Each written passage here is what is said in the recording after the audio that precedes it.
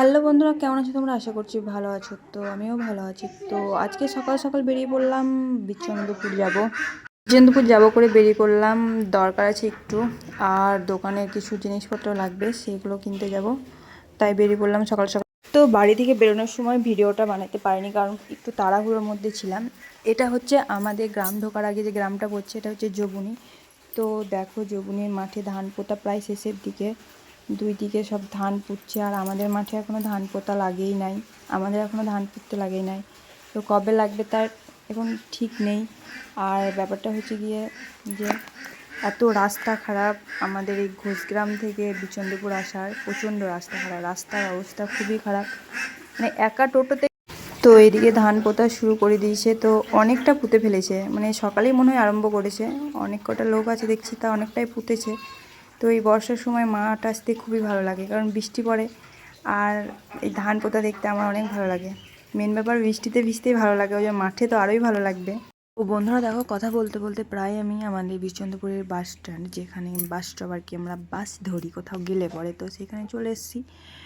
তো ব্যাপারটা হচ্ছে কি, আজকে এখানে আর থামবো না, আজকে এখানে থামবো না, এখান থেকে বেরিয়ে যাব। এখান থেকে বেরিয়ে যাবো নিতাই বাড়ির গেট। নিতাই বাড়ির গেটে ওইখানে আমার জন্য অপেক্ষা করছে। তো সেখানে গিয়ে দেখা করব, তাদেরকে টোটোতে তুলবো, আবার আরেকটা জায়গা যাব।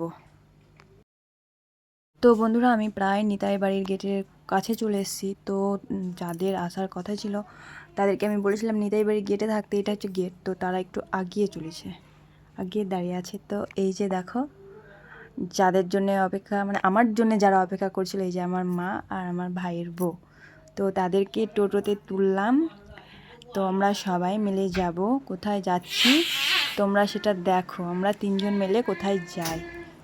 তো চললাম আমরা বিচন্দ্রপুরের ভিতর দিকে, যেখানে আর কি আছে, ওই বাঁকড়াই বাড়ি আছে, সেখানে যাব।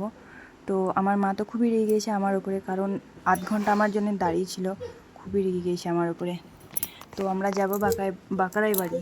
তো চলো যাওয়া যাক, বাঁকড়াই বাড়ি গিয়ে চলে এসেছি আমরা। তো হ্যাঁ, তোমরা দেখতেই পাচ্ছ আমরা এসছি একটা জুয়েলার্স, এখানে কর্মকার জুয়েলার্স আর কি। মা আমাদেরকে গিফট করবে, আমাদেরকে তিন বোনকে কিছু গিফট করবে। তো চলো যা যাক, দেখো আমরা কি কিনি আর আমাদেরকে মা কি গিফট দেয়। তো দেখো, দোকানের ভিতরে এলাম। তো খুব সুন্দর সুন্দর জিনিস, আমার খুবই ভালো লাগে, কিন্তু ভালো লাগলে তো হবে না, ভালো লাগার দামও দিতে হবে, এই হচ্ছে কথা। আর ব্যাপারটা হয়েছে কি, আমার মা অন্নপূর্ণা ভাণ্ডার পেয়েছে প্রথম। তো ওই জন্যে আমাদের তিনজনকে কিছু দিতে চাই, পুরোপুরি অন্নপূর্ণাতে হয় নাই। তো মার আর কিছু ছিল, লেগেছে ঘর থেকে। তো মাকে বলছি, মা তুমি কিছু নাও। মা বলছে তোমাদের আগে হোক, তারপরে আমার কথা পরে, আমার কথা পরে ভাবনা চিন্তা করব। তাই বলছে। তো দেখো, আমি একটু ভিডিও বানিয়ে নিলাম। তো চলো এবার কেনাকাটা করে নিই, ঠিক আছে। তো বন্ধুরা, সামান্য জিনিস হলেও এটা অনেক দামি আমার কাছে, মানে আমার অনেক ভালো লাগার জিনিস। অনেক দিন ধরে ভাবছিলাম নেব নেব, কিন্তু যাই হোক নেওয়া হচ্ছিল না। কারণ নেওয়া হচ্ছিল না এই কারণে, কারণ মা দেবে ওই জন্যই হয়তো নেওয়া হচ্ছিল না।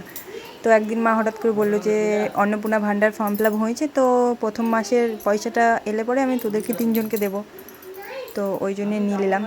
আর আমি আমার মাকে খুব রাগাচ্ছিলাম, ওই জন্যে মা খুব বিরক্ত হচ্ছিল আমার উপরে।